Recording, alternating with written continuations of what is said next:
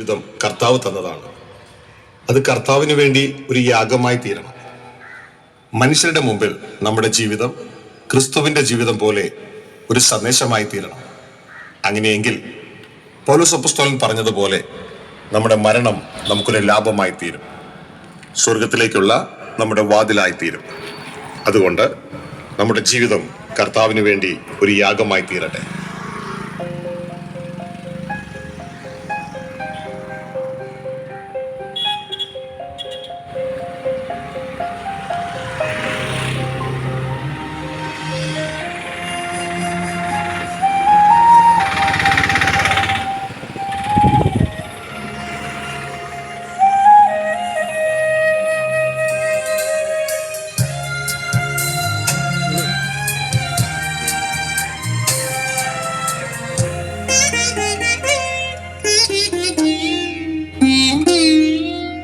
ഭൂവിലെ ജീവിതം നീ തന്ന ജീവിതം യാഗമാക്കി ഞാൻ വരുന്നേ.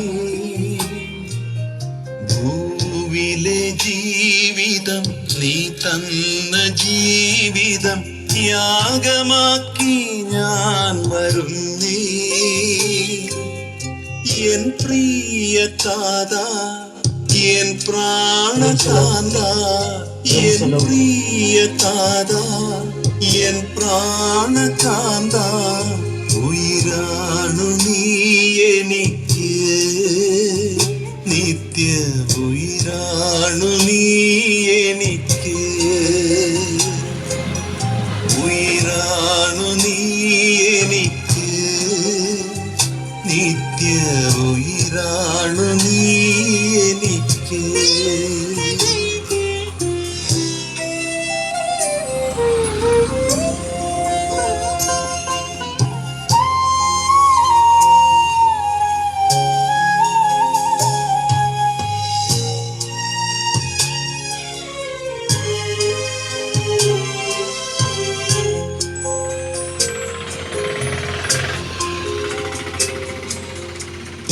ദിവ്യ സുവിശേഷം, സ്വർഗരാജ്യ സുവിശേഷം, മാറ്റിയൻ മരണത്തെ സ്വർഗവാതിലായി. ദിവ്യ സുവിശേഷം, സ്വർഗരാജ്യ സുവിശേഷം, മാറ്റിയൻ മരണത്തെ സ്വർഗവാതിലായി. ഉയിരാണു നീ എനിക്ക്, നിത്യ ഉയിരാണു നീ എനിക്ക്, ഉയിരാണു നീ എനിക്ക്, നിത്യ ഉയിരാണു നീ എനിക്ക്.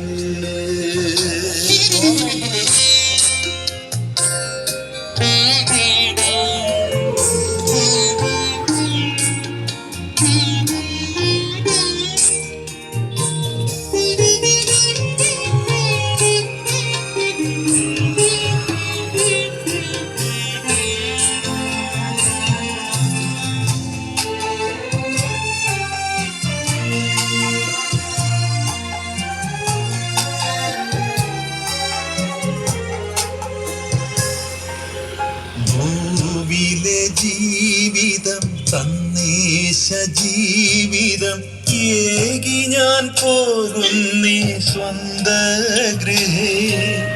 ഭൂവിലെ ജീവിതം സന്ദേശ ജീവിതം ഏകി ഞാൻ പോകുന്നേ സ്വന്ത ഗൃഹേ.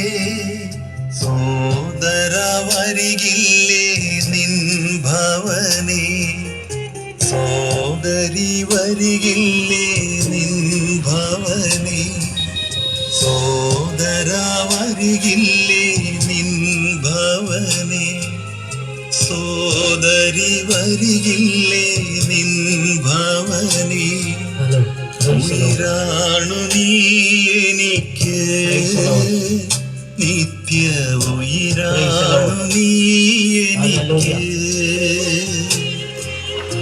ഉയിരാണു നീ എനിക്ക്, നിത്യ ഉയിരാണു നീ എനിക്ക്. ജീവിതം നീ തന്ന ജീവിതം യാഗമാക്കി ഞാൻ വരുന്നേ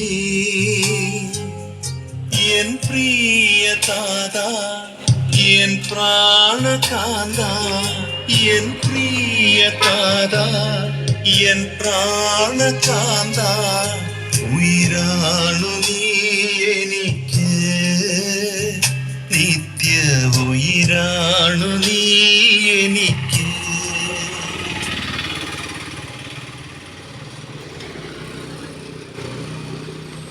Praise the Lord. Hallelujah.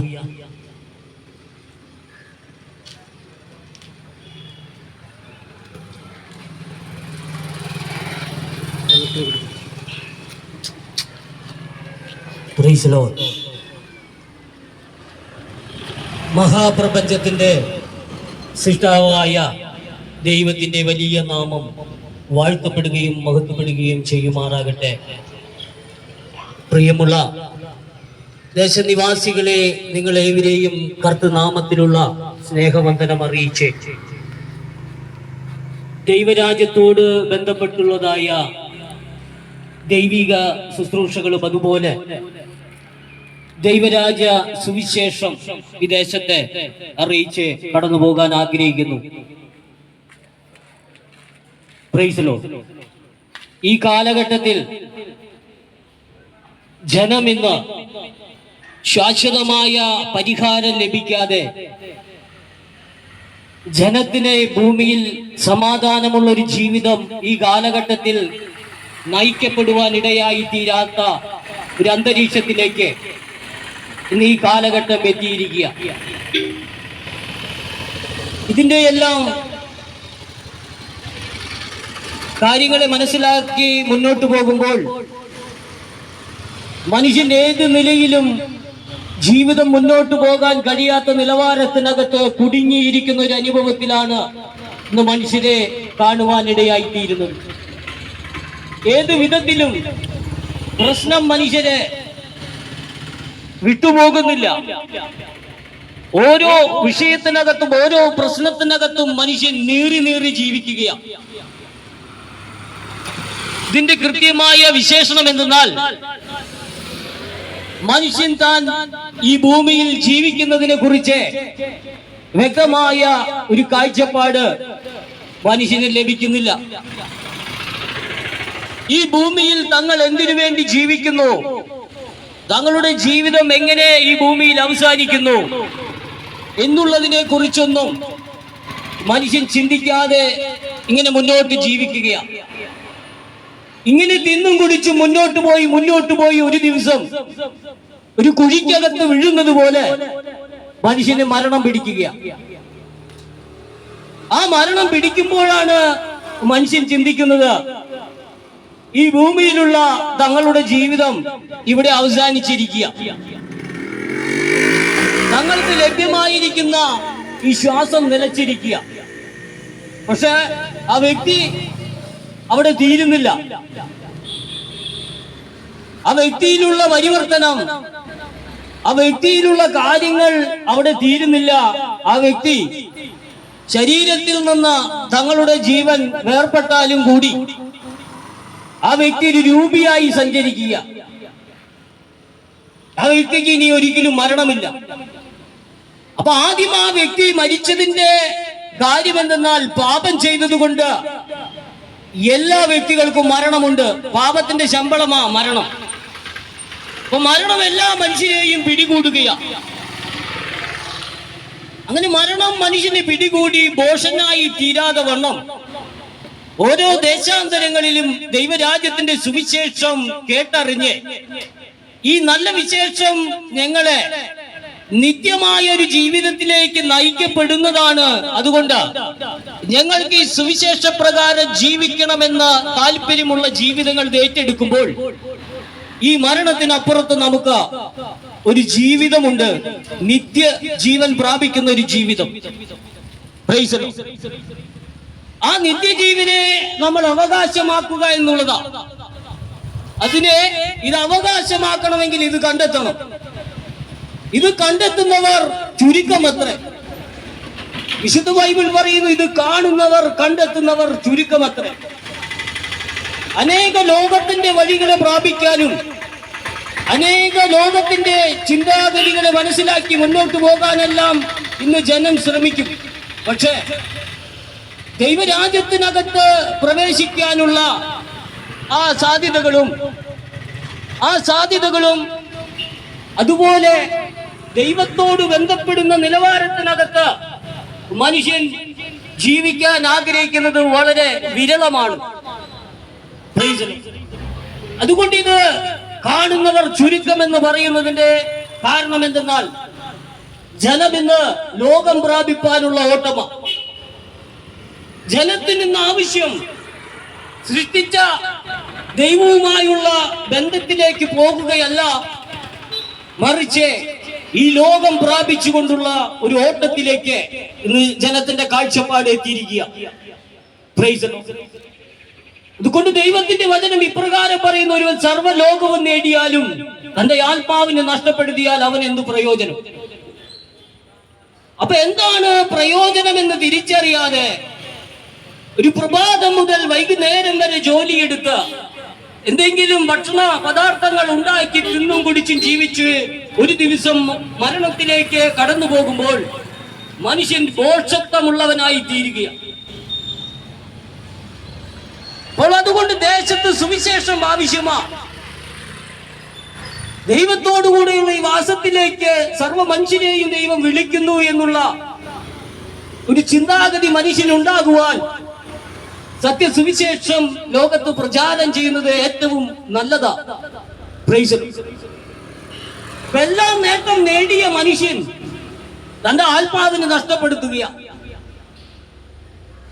ഇനിയുള്ള കാലം മരണത്തിന് ശേഷം ദൈവത്തോടുകൂടെ ജീവിക്കേണ്ടുന്ന ആ ജീവിതം നഷ്ടപ്പെടുത്തി നിത്യനരകത്തിന് യോഗ്യന്മാരായി തീരുന്ന ഒരു അനുഭവത്തിലേക്ക് വരികയാണ്. അവിടെ അപ്രകാരമുള്ള ഒരു അനുഭവത്തിലേക്കുമല്ല വരേണ്ടത്. നിങ്ങൾ ദൈവത്തോടുകൂടി ഒരു ജീവിതമുണ്ട്, ആ ജീവിതത്തിലേക്കാണ് നിങ്ങൾ വരേണ്ടതെന്ന് നമ്മുടെ രക്ഷകനും നാഥനുമായ കർത്താവായ യേശു ക്രിസ്തു മർക്കോസിന്റെ സുവിശേഷത്തിൽ കൂടെ അറിയിക്കുക. കർത്താവ് ഇങ്ങനെ പറയുവാനിടയായി തീർന്നു, കാലം തികഞ്ഞു, ദൈവരാജ്യം സമീപിച്ചിരിക്കാൻ മാനസാന്തരപ്പെട്ട് സുവിശേഷത്തിൽ വിശ്വസിച്ചു കൊള്ളുക. അപ്പൊ മനുഷ്യന്റെ വിശ്വാസം സുവിശേഷം കേട്ടതനുസരിച്ച് അപ്രകാരം മുന്നോട്ട് പോകുവാൻ വേണ്ടി നമ്മുടെ ദൈവത്തിന്റെ പുത്രനായ ക്രിസ്തു ആഹ്വാനം ചെയ്യുക.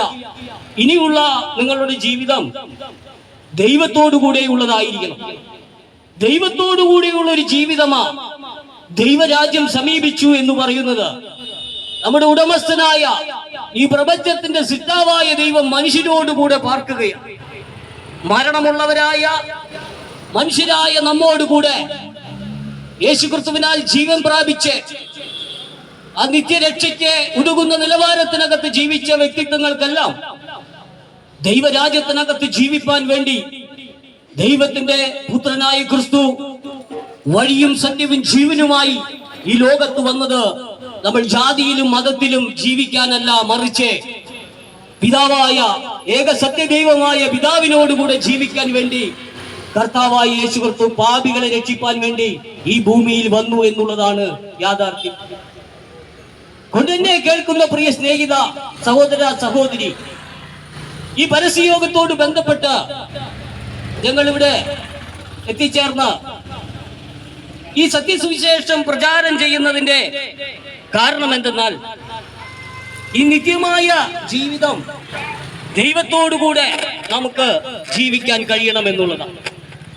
അതുകൊണ്ട് ഈ ചെറിയ സമയത്തിനകം ഈ സത്യസുവിശേഷം അല്പസമയം നിങ്ങൾ കേൾക്കുകയും തുടർന്ന് നമ്മെ വിളിച്ച ദൈവം വിശ്വസ്തനാണ്, ഈ വിളിച്ച ഈ സ്വർഗീയ പിതാവായ ദൈവം നമ്മെ കുറിച്ച് എന്താ ആഗ്രഹിക്കുന്നു എന്നുള്ള കാഴ്ചപ്പാട് നമുക്കുണ്ടായി തന്റെ പുത്രനോട് അനുരൂപപ്പെടുവാൻ വേണ്ടിയാ ദൈവം നമ്മെ രക്ഷയ്ക്ക് വിളിച്ചത്.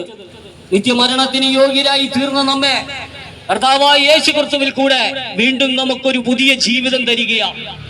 ഒരുവൻ ക്രിസ്തുവിലായാൽ പുതിയ സൃഷ്ടി, പഴയ കാലഘട്ടം, പഴയ ജീവിതം മാറി ദൈവത്തിന്റെ പുത്രനോട് അനുരൂപപ്പെടുന്ന ഏവരും ദൈവപുത്രനായി ഈ പിതാവിനോട് കൂടെ ജീവിക്കുന്ന കാലം വന്നിരിക്കാൻ അവിടെ ഇപ്രകാരം കർത്താവ് പറയുന്നു, ദൈവരാജ്യം സമീപിച്ചിരിക്കുന്നു. നമ്മുടെ പിതാവ് നമ്മോടുകൂടെ ജീവിക്കാൻ ആഗ്രഹിക്കുന്നു. അതുകൊണ്ട് മനുഷ്യരായ ഏവർക്കും മാനസാന്തരം ആവശ്യമാണ് എന്നുള്ള ഒരു വിവരണം കൂടി നൽകിക്കൊണ്ട്, പ്രിയപ്പെട്ടവരെ, ഈ ദൈവരാജ്യ സുവിശേഷത്തിന്റെ വാക്താക്കളായി തീർന്ന ഈ മരണത്തോടുകൂടെ ഈ ഭൂമിയിൽ നമ്മുടെ ജീവിതം അവസാനിക്കാതെ നിത്യം രാജാക്കന്മാരായി ഈ ഭൂമിയിൽ ജീവിക്കുവാൻ കഴിയുന്ന നിലവാരത്തിലേക്ക് വരണമെന്നുള്ള ഒരു ആഹ്വാനം അറിയിച്ച് ഞങ്ങൾ കടന്നു പോകുന്ന ദൈവം നിങ്ങളെ അനുഗ്രഹിക്കട്ടെ. Praise the Lord.